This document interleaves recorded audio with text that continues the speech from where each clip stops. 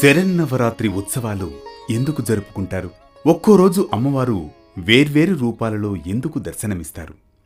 బాలా త్రిపుర సుందరి ఆరాధనతో ఏ వరాలు అనుగ్రహించబడతాయి? ఈరోజు పూజా విధానంలో ప్రత్యేకత ఏమిటి? తదితర విశేషాలతో సాగేదే నేటి పరమార్థం. బాలా త్రిపుర సుందరి గై కొను మహారతి, బాలా త్రిపుర సుందరి గై కొను మహారతి, గానలోల జాల మెల దారి చూపుమా, గానలోల జాల మెల దారి చూపుమా. శరన్నవరాత్రి ఉత్సవాలలో మొదటి రోజు దుర్గమ్మ బాలా త్రిపుర సుందరీ దేవిగా దర్శనమిస్తుంది. త్రిపురుని భార్య త్రిపుర సుందరీదేవి అంటే ఈశ్వరుని భార్య అయిన గౌరీదేవి అని అర్థం. మనస్సు, బుద్ధి, చిత్తం, అహంకారం త్రిపుర సుందరీదేవి ఆధీనంలో ఉంటాయి. అభయ హస్తముద్రతో అక్షమాల ధరించిన ఈమెను ఆరాధిస్తే మనోవికారాలు తొలగిపోతాయి, సంతోషం కలుగుతుంది.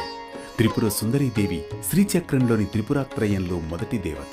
షోడశ విద్యకు ఈమె అధిష్టాన దేవత కాబట్టి ఉపాసకులు త్రిపుర సుందరీదేవి అనుగ్రహం కోసం బాలార్చన చేస్తారు.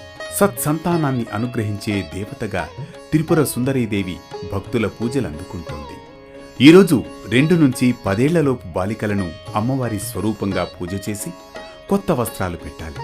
ఓం ఐం హ్రీం శ్రీం బాలా త్రిపుర సుందర్యై నమో నమః అనే మంత్రాన్ని 108 సార్లు జపించాలి.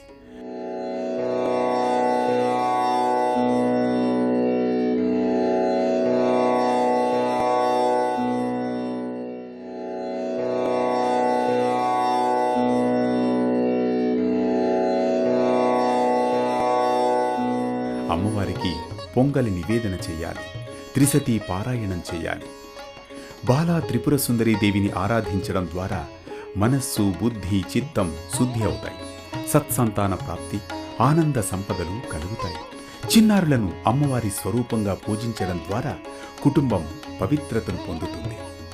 ఈ నవరాత్రి ఆరాధనలో మొదటి రోజే శ్రేయస్సుకు మార్గదర్శకమవుతుంది. భక్తి విశ్వాసాలతో చేసిన ఆరాధన తప్పక ఫలితాన్నిస్తుంది. ఇలా శరన్నవరాత్రి మొదటి రోజున బాలా త్రిపుర సుందరీదేవి ఆరాధనా వైభవం తెలుసుకున్నాం కదా. మరో భక్తి రాగం, ధర్మ దీపంతో మళ్ళీ కలుద్దాం రేపటి పరమార్థంతో.